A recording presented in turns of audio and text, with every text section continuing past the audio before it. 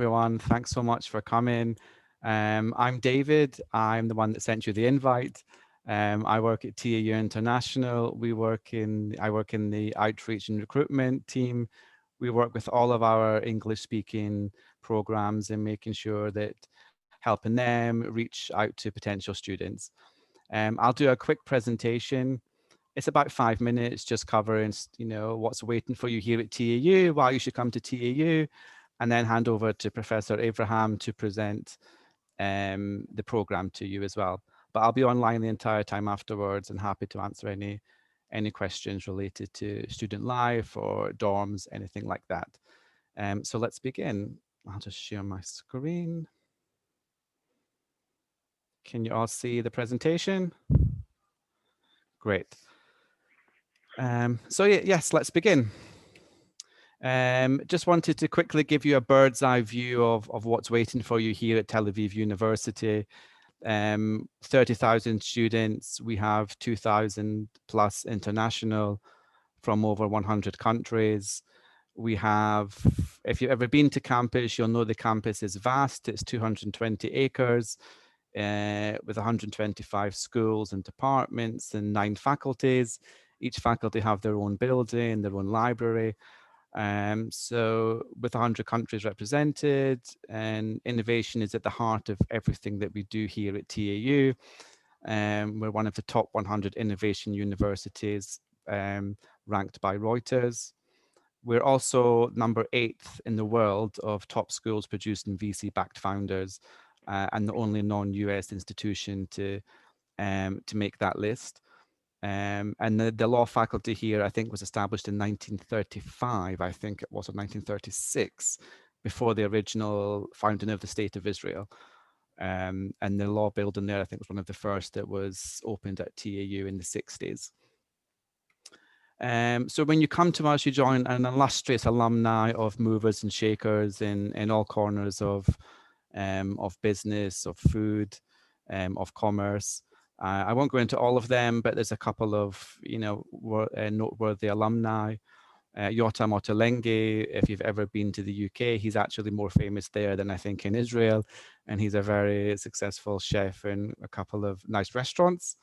Dr. Danny Gold, who gave us that wonderful piece of technology, the Iron Dome, that keeps Israel and its citizens safe. Uri Levine, who was the founder of Waze, is a graduate of ours. And I don't think anybody I know goes anywhere without using Waze to calculate the best distance. So when you join us, you do join us at, a worldwide community of people making lasting change. I won't go into much detail here, but, we just, take our connections to industry very, very seriously. We have, a couple of, we've got Remote, which is the place where, they take innovation and turn it into actual products and ideas. We have the Entrepreneurship Center that's staffed by professionals that's actually on campus. We normally have the annual Cyber Week and Artificial Intelligence Week, where we can have up to 9,000 attendees from all walks of life in all countries here on campus for those events. Student Life team, if there's one thing I want you to take away from my presentation, it's our Student Life team. They're here to give you a soft landing. So when you come to study in a foreign country, you're not just sort of plopped down someplace that you don't know. They're here to support you from the arrival. All of them are Israelis. They're Israeli post-army, studying for either their undergraduate degree or graduate degree. They live in the dorms with our students, and they do the orientation. They make sure you're settled. They're available 24/7 for any kind of support you need, housing, medical, anything at all. They're also on campus in our office every day. They're also responsible for taking you out on lots and lots of social activities and excursions. We also had students that came to us last year and had to do quarantine. They were there every day, taking food to them 3 times a day, doing events with them on Zoom, making sure they were happy. They felt they were connected and part of something and not on their own. They also take, like I said, they take you out on lots of exciting trips up and down the country, from the north to the south, and day trips in Tel Aviv. And I think they are, one of our, I think, TAU International's best feature. And if you do come to us, you will get to know them. And also, if you do get packages delivered from home, they'll come to the office where they sit, so you will meet them that way. Then, just to let you know, we do have, they're not actually on-campus dormitories, they're literally adjacent to campus. We have 2 dormitory complexes. The Broshim dorms, which is the ones depicted on the left-hand side. These are all of our, we don't offer meal plans, but all of the apartments have cooking facilities there. And food in Israel is amazing. I think the cuisine here speaks for itself, and I think the best way to experience it is to go out and to cook yourself, or to go out and explore places to eat, rather than sit in a canteen. And of course, we have health insurance and medical clinics close to campus as well. And the student life team and our team here were available to assist and help with any issues related to housing or any medical issues that you may have as well. And that was me, just a very quick, I hope it's given you a good overview of TAU and what's waiting for you here if you do decide to come and join us. So thank you very much for listening to me. I'll hand back to Professor Abraham now. Okay, thank you, David. Could you click on the next one for me? Yeah. Yes. Yeah. So, hi everyone. My name is Ronen Avraham, and I'm the academic director of the Parcel Foundation International LL.M program. With me today here is Ophira Rubin, who is the administrative coordinator. She is the one who you will communicate with. And she's the one who's going to help you through the administrative maze that is waiting for you once you apply. She will make sure you make it. And also with me today is Lisa Pitts from Germany. She's a student of us who, David, we see you trying to change your background. Thank you. Lisa is going to talk to you after we're done. Actually, I have a out of the box idea. I'm thinking that at some point, the adults, David, Ophira, and I will leave, and we will leave you with Lisa so she can talk freely and tell you the real truth about our program. But we'll first let you, so I'm going to present you the program a little bit, and then I'll answer questions, and Ophira will help me answer questions, and David as well. And then we will log out, and you guys can talk with Lisa until midnight if you want. Okay, so that's the plan. As David said, our law faculty is the oldest in Israel. It's older than the state itself. We are not only just the best faculty in Israel, we also get professors from all over the world. I myself taught at Northwestern University in Chicago. I taught at the University of Texas at Austin before I came to Tel Aviv. And our faculty wins is national and international awards on an annual basis. Click, please, David. David, thanks. Oops, where are we? We've done that. Okay, never mind. So in terms of credentials, we're #1 in research institution outside, legal research institution outside of the United States. We're ranked #1 in international business law in Eurasia and the Middle East.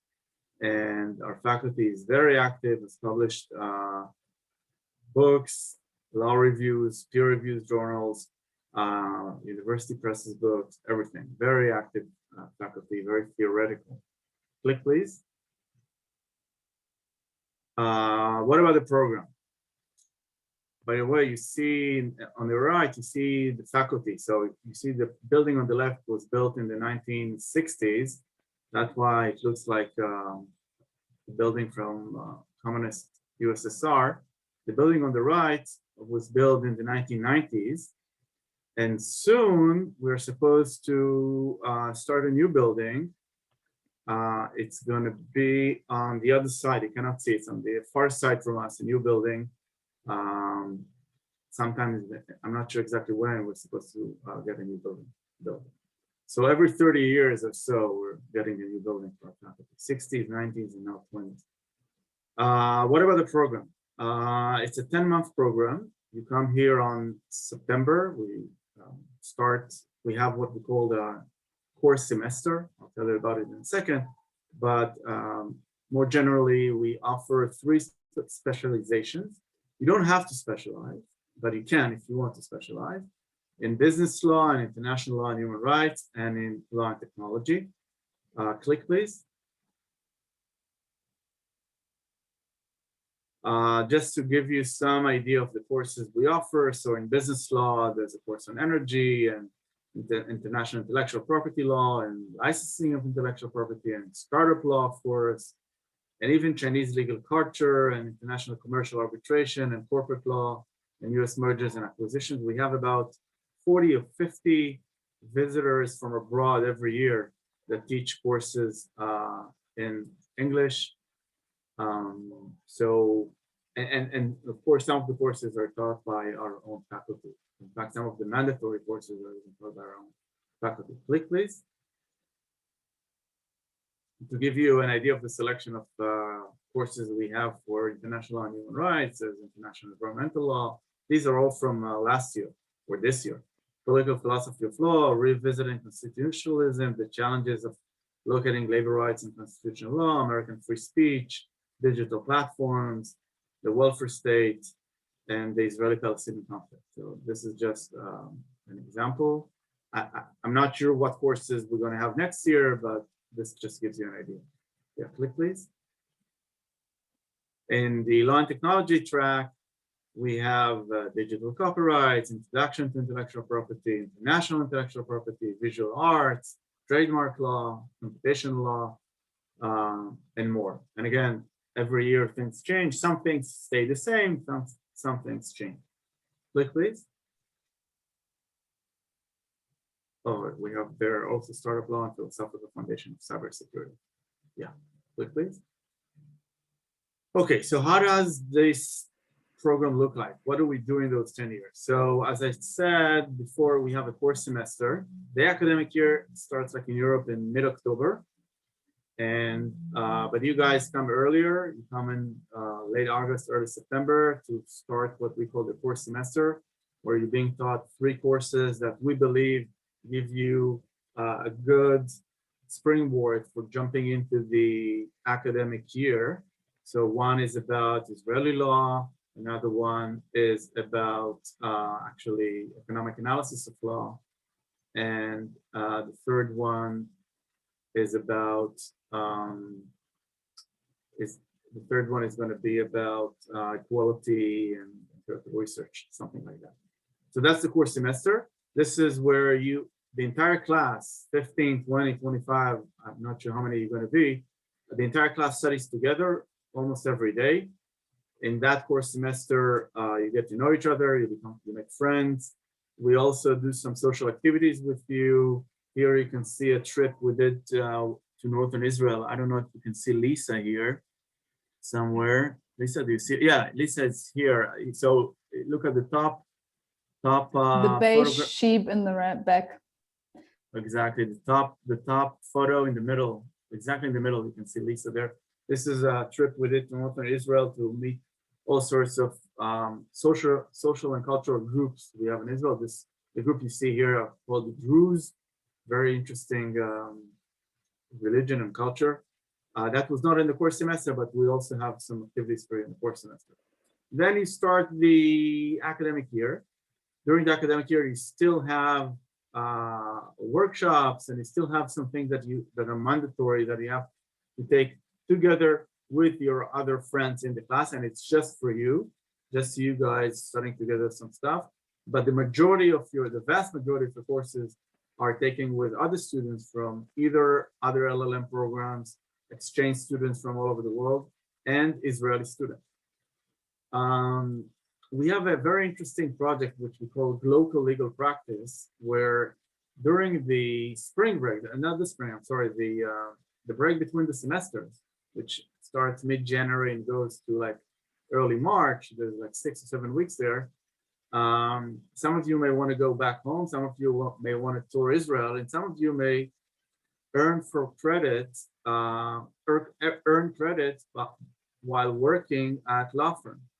And this year we had, I believe, around 4 students, maybe even more, I'm not sure, 4 students taking advantage of this practice, and it was highly successful. And actually, at least 2 of them are trying to stay in Israel and continue working with those law firms. I don't know if it's going to work. There are visa issues, but in any case, during those 6 or 7 weeks, you earn 2 credits while doing real legal work for Israeli international firms. And students every year, and especially this year, just loved it. So that's a way to kind of be exposed to actual real life legal sphere in Israel. As I said, we have all sorts of extracurricular activities, field trips, and something that I know students love is we have cross-faculty registration, which means that up to some limit, you can take courses in the business school. I think Lisa studied Arabic, if I remember correctly. There's some credits that you can take anywhere in campus if you wish. Click, please. Okay, what about career opportunities after graduation? So first of all, in your home countries, our alumni are elite private and public sector, are in elite private and public sector positions. We have alumni in ports. Some alumni have decided to stay for a PhD degree, either at Tel Aviv University or in other universities in Europe. Actually, we have even this year students showing some interest in staying for a PhD degree. It's becoming more and more popular. Of course, you have to be a good student, etc., but it's possible.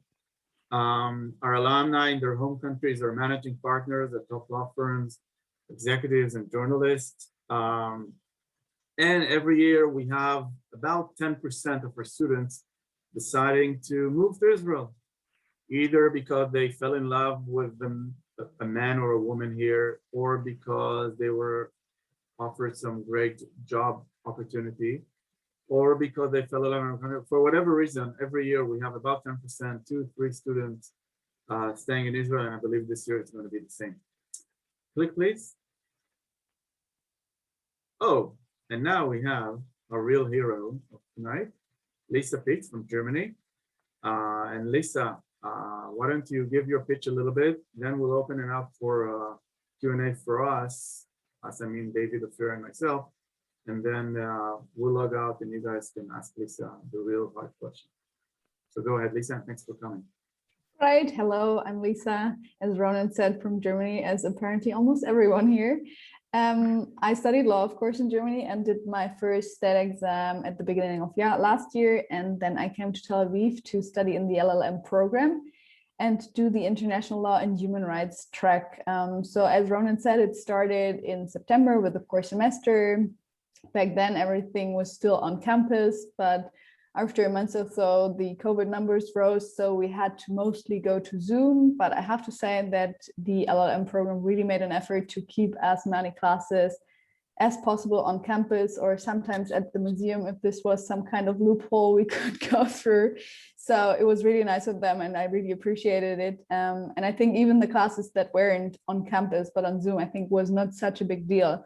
Like, of course, it was a little bit sad that you don't meet as many students as you may normally if you go abroad, but I think the international office, as David said, really made a huge effort to get us together anyhow and to have some events. So this was really not too bad. And you know the students from your own program anyhow, so I really enjoyed it nevertheless. And from the learning experience aspect, I have to say that it really wasn't a problem at all. Like, I think I learned as much as I would have on campus, and you even have the possibility to have some professors from overseas who might not have gone to Israel otherwise. You can have some guest speakers from all over the world. So I really have to say that I didn't think the Zoom experience was a problem. And apart from that, you have to say that in Israel, you have a beach where you can do sports during the lockdown. So compared to Germany, this is pretty nice. So I really have to say I was pretty happy that I was here, not in Germany.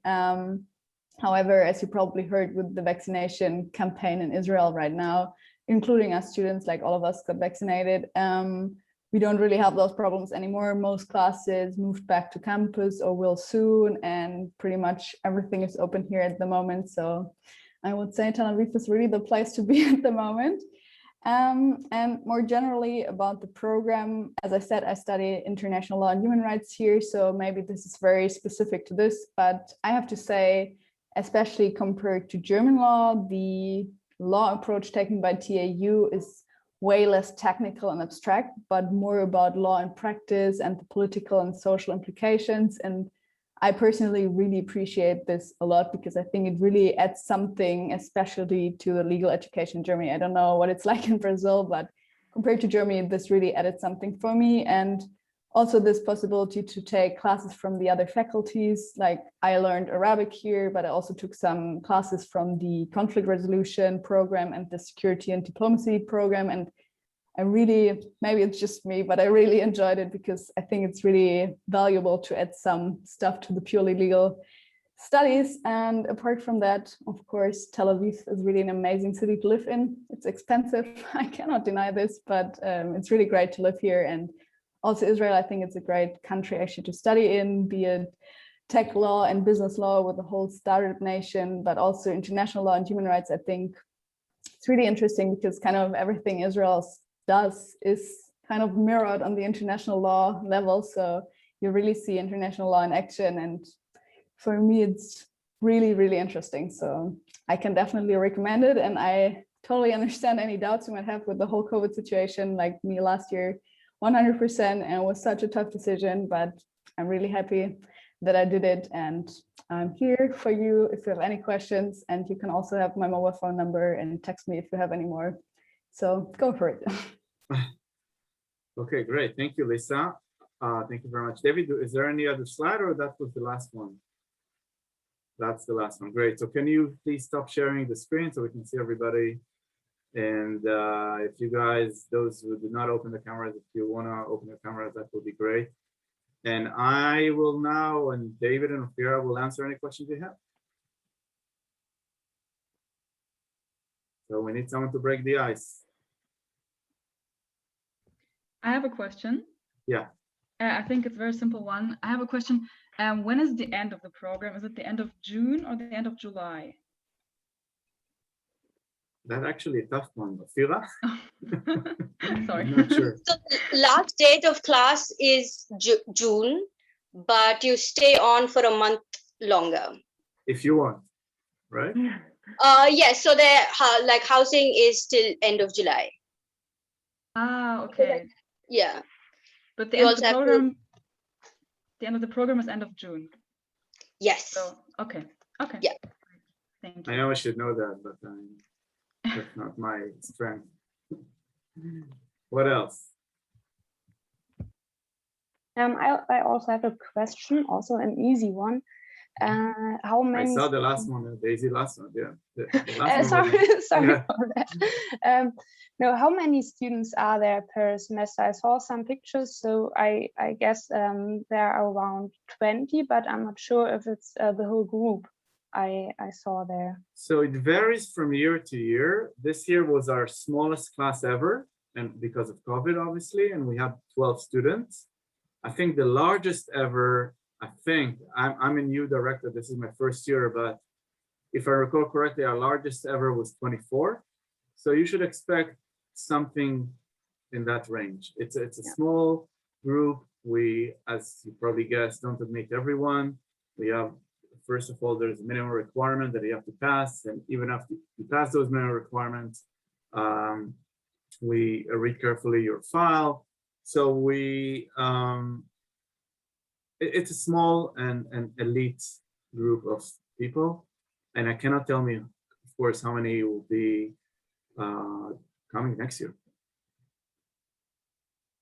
Let me just say, by the way, that I think that the decision this year with respect to COVID, Lisa talked about it, should be easier than it was last year. Last year, there was a lot of uncertainty, and we did our best to provide the LL.M program as much as in-class experience as possible. We found all sorts of loopholes. The Israeli students learned from home, and the LL.M students came to campus. We found all sorts of ways to do that.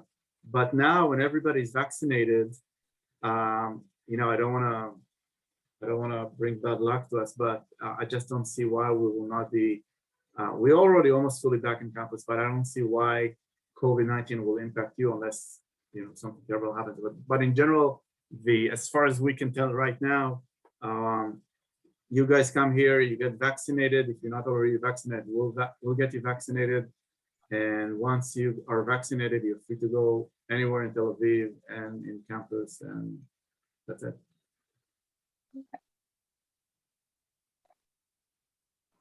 Hi, I have a question regarding scholarships. Could you touch on that and Yes.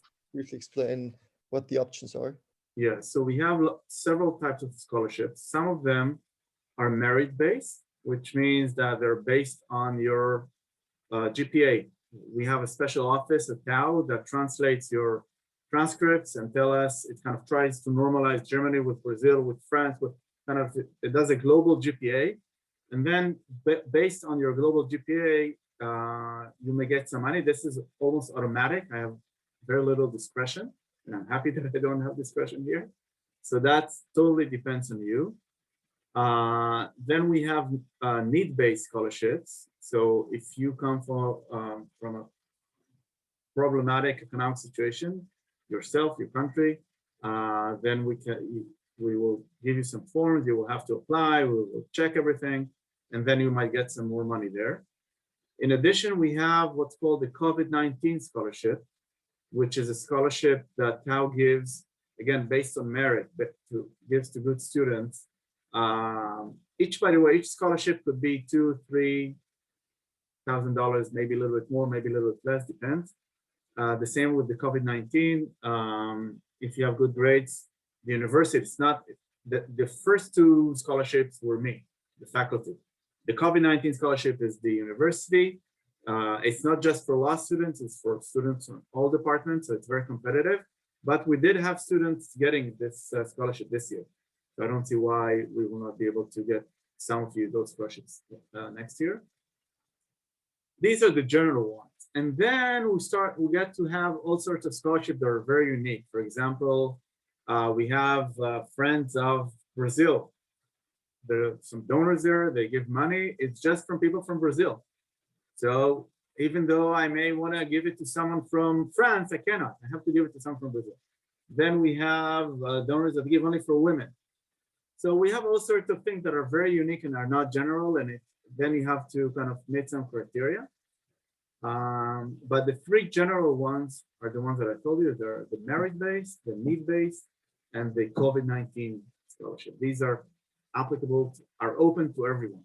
And then in addition, we have some money that is open just for a very select group of people that need to meet some criteria. And regarding the three generalist scholarships, we will be considered automatically, and basically the offer comes with the general offer for the program itself, or how does it work? No, that's a good question. So the merit-based, the law school merit-based, the one that I decide, it's almost automatic. That is, once I get the GPA from TAU, your kind of normalized GPA I get from TAU, you will immediately get a letter from me. It will be after you're being admitted, because it takes some time. First, we'll tell you you've been admitted, if you're admitted, of course. And then a week, 2 or 3 later, I'll tell you, hey, Lionel, I'm very happy to tell you got $2,500 because your GPA is high enough. The other two generalized ones, you have to apply. So you have to apply to the need base and support with documents about your economic situation. And you have to apply for the COVID-19. Now, Ophira will walk you through it. It's really not complicated. You guys are all lawyers. You know how to file forms. It's not a big deal at all, but you have to be active about it. The other ones require even more work from you. So if there's a special scholarship for women, then you have to come with a story, to convince the donor that you are the single woman who should get the scholarship this year. But I don't think I know it's going to be relevant to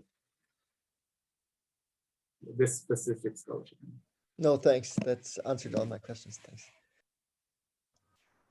I have a question about the scholarship for Brazilian citizens. Yeah. You mentioned some things, single woman. I suppose it's one woman per year. Does it apply for Brazilian scholarship for the No, scholarship? the Brazil scholarship actually is a real one. It was not just an example; it's a real one, and actually, it's not that hard to get it. Both men and women. So again, talk to Fira. But I mean, What? how many scholarships are available? I think. Oh, Fira, do you want to respond to that? Yeah. So if you, especially, we have special scholarships for people from South America. So as soon as you submit your application, you're in touch with me and I will guide you through it. I can send you all the list of all the scholarships that you can apply for. I think there are 2 different scholarships. I think one is already over, like the deadline is already passed, unfortunately, but there's another one that you could apply for. So you'll have all the information, you be in touch with me and I can guide you through it.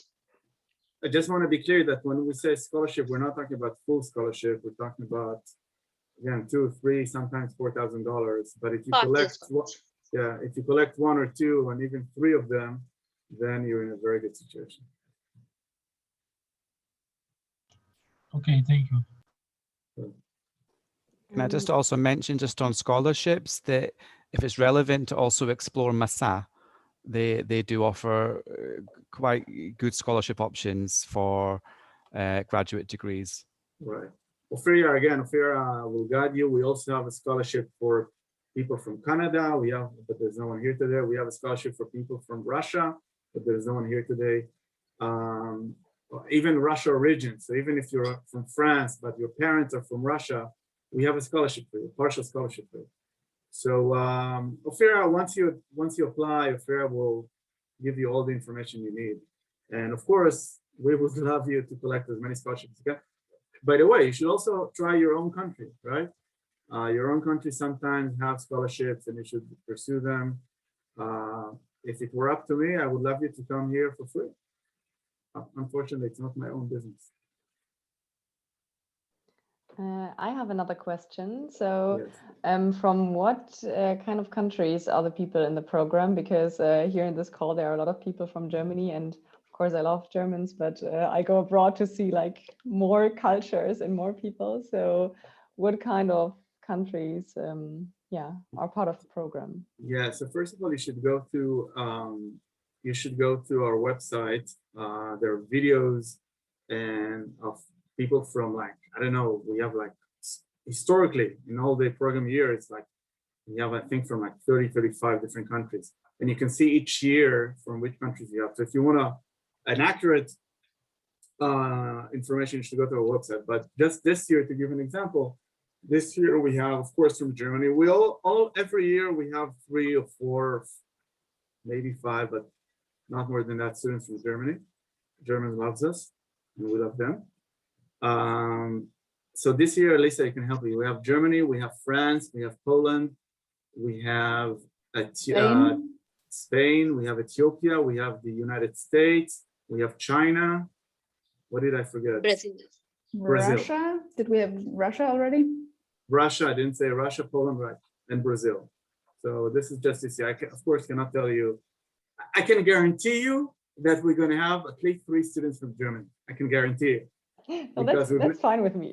Yeah, but I'm not sure. I cannot tell you. And we also have probably from Brazil, because every year we have from Brazil, and there are good scholarships for students from Brazil, so they're always coming. So Germany and Brazil are guaranteed. Other than that, I have no idea. It's a surprise every year. Okay, thanks. Sure. I see we have a new face here. Anita, hi. Before you arrived, we kind of each spoke with everyone for a second. So where are you calling us from? Hi, good evening, all. I'm calling from Kenya. Nairobi, Kenya. Yes. Nairobi, Kenya. Nice to meet you. Did you, were you here when we had the presentation? No. I think I joined in a bit later. Okay. Yeah. All right. How much did I miss? What the time here is? It's 20 to 7. I'm asking, what did I miss? Oh, what did I miss? You missed a lot, but fortunately it was recorded and we can send it to you, and you will be able to watch it. Thank Do you have you. any? Do you have any questions for us? Not really. I had a question earlier, but I emailed Ophira. I was wondering whether if one can apply this year and then defer once one is accepted, if the scholarships are not enough, if one country is enough for the full amount of the tuition fees to join this year, if Yeah. one can postpone, you know, to the next Yeah. subsequent. It's possible. Every year we have students deferring for the next year. Actually, one of the students from last year deferred, and he's going to come next year. That's totally possible. And your application fees are reserved. And now the scholarships are not reserved. So if I told you, Anita, you want this scholarship and you don't come, I give it to someone else. I don't keep money. Of course. Yeah. So scholarships are new every year, and it could be better next year. It could be worse. I don't know. There's hardly scholarships on this end of the world, though. I know, but I don't know if you were here when I said there's also a need-based scholarship. A need-based means that if you come from a relatively poor economic situation, we have money that is supposed to assist students from harsh economic background. So talk to Ophira and you can apply, and we will do our best to help. Okay, thank you. Sure. Any other questions? I have one further question regarding the specifications. When does one have to choose the specification if someone wants to choose one? So basically you do it when you arrive to Israel, but it's not really final. That is, you can at some point decide that you don't want to specialize. You want to just start taking courses from all over. And even in the past, we had students switching specialization. So it's not, don't look at it as a constraint, look at it as an opportunity, something that you cannot do, but you don't have to. And if you start and you don't like it and you want to switch or you don't drop, it's not a big deal. Okay, thank you. And if we want, we can take more than 3 classes. Like we can take 3 from the business law specialization and next 1 from the international track, or we can just have to take 3. So to be able to get specialization, I think you need 12 credits, but I'm not sure if I don't know if you remember. Lisa, maybe you know. I think we need 12 credits for track. Am I correct? Something like that. Right. Yeah, 12. I think there are 12. Yeah, so you need to get 12 credits from a track to be able to get, you know, in your diploma that you graduated with a specialization. So what is your question again? If we can mix specializations, like mix the classes from different specialization and getting a specialization.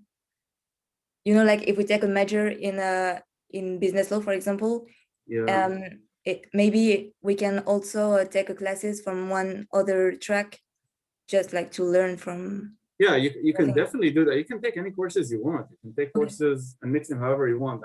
If the question is what is going to be written on your graduation diploma, I'm not sure we can write more than 1 track, but that's something you need to email Ophira and we will check with the administration. I'm not sure what the rules are, but in terms of mixing courses, you can do whatever you want. Once you achieve those 12 credits, you can do whatever you want.